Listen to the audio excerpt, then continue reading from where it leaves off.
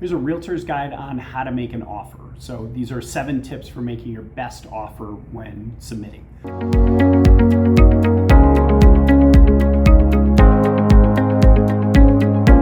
So when you're shopping for a new home, you may find you have to compete with multiple offers on the same listing. Of course, this happens all the time. So this is especially true in a seller's market.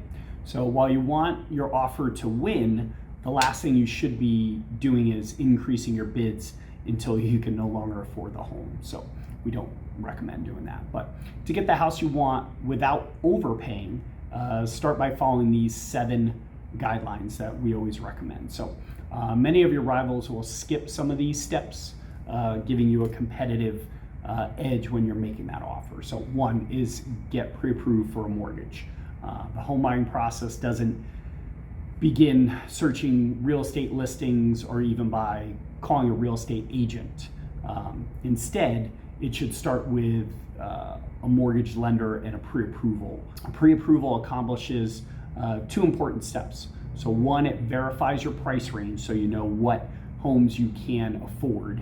And 2, it shows your home seller that you're serious about that home, because you'll end up not falling through at the last minute. So sellers usually give a preference to buyers who are pre-approved. Pre-approval tells them when it's time to close, you'll have the money.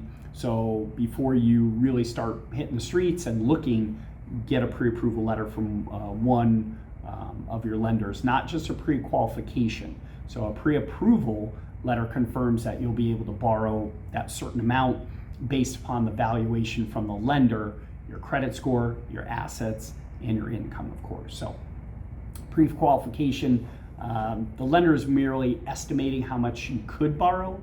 It's not committing to giving you a loan at that point, although a pre-approval takes a bit longer and requires an application, but it's definitely worthwhile investment, especially in a competitive market when you're competing against other offers. So when the seller accepts your offer and signs the purchase agreement, your pre-approval gives you a head start on your mortgage application at that point. So start your mortgage pre-approval a couple of weeks before you really want to start looking. So number 2, leave some wiggle room in your offer amount.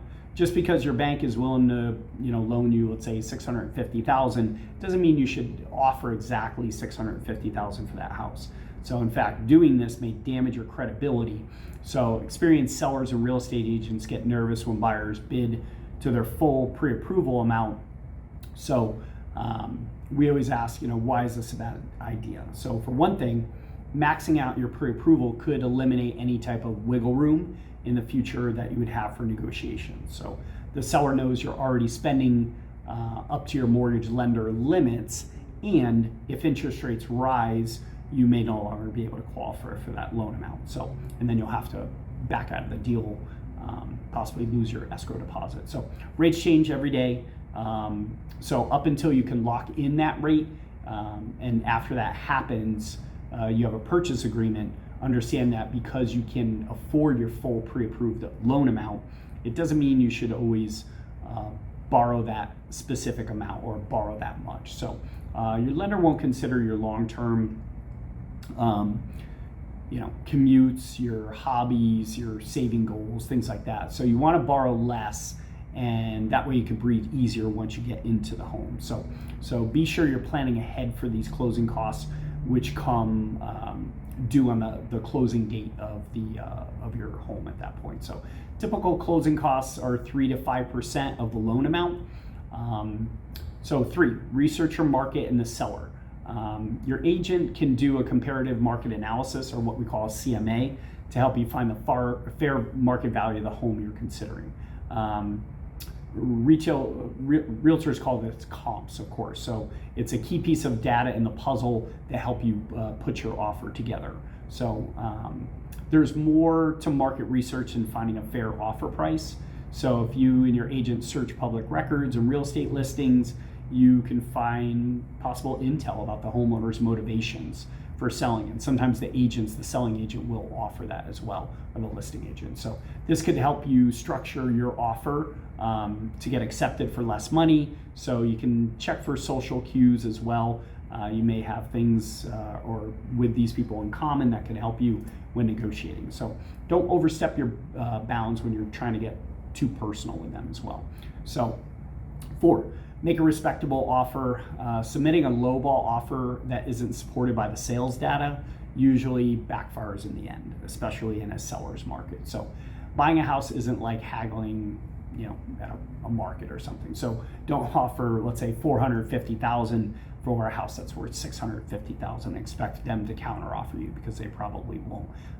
They could feel insulted about your opening bid, and they won't bother to return your agent's calls or emails after that. So if you're in doubt about the offer amount, think about the home sale from the perspective of the seller as well. As the seller, you could have a decade or more of work and money into that home.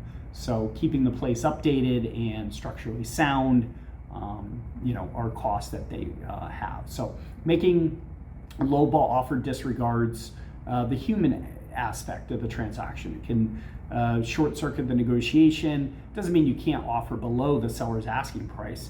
It just means you'll have more success with a serious offer backed up by the market data. So 5, go easy on the contingencies. So most homes offer a few standard contingencies, things that need to happen before the deal can close. So for example, it's wise to make your offer contingent on a home inspection. That is a must. You have to have that. And your ability to get financing with a specific amount of time.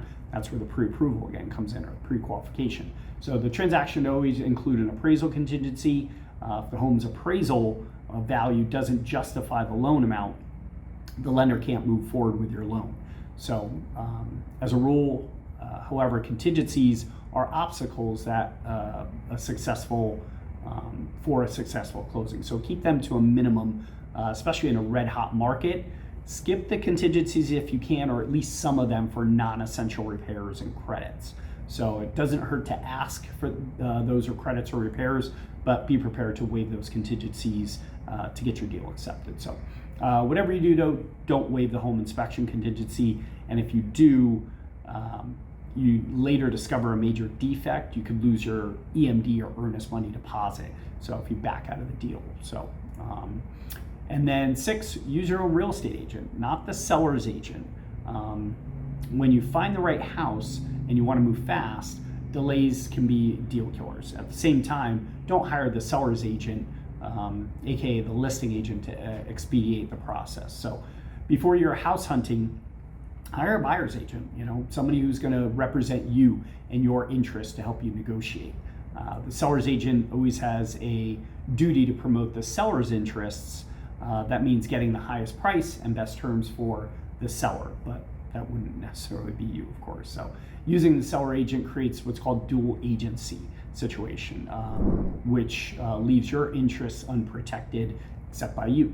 And in that case, by hiring, why hire an agent then? If after all, the agent's commissions will likely be built into the sales price that you're paying anyway. So you don't have a buyer's agent, the entire commission can go to the seller's agent. So that's a lot of money to pay for somebody else's agent. But the other thing, number 7, keep your emotions in the background. Sometimes buyers are so blinded by certain things, polished hardwood, floors, swimming pool. You often overlook the obvious defects of the home. This happens to experience as well as first-time home buyers. It's another reason to hire an agent that represents you. So you always need a third-party advisor at your side in case you fall in love with a home and try to bust your budget. So no matter how much you love a house and how good your purchase offer is, you don't always win. So rather than overpaying, be prepared to walk away from the home if it's not the right situation. So there'll always be more homes that are for sale that could meet your needs and wants. It's possible that your true dream home is still out there and could be found at that point. So if I can help you now or in the future, please reach out to me, and I'd love to be able to help you through the home buying process. Thanks again.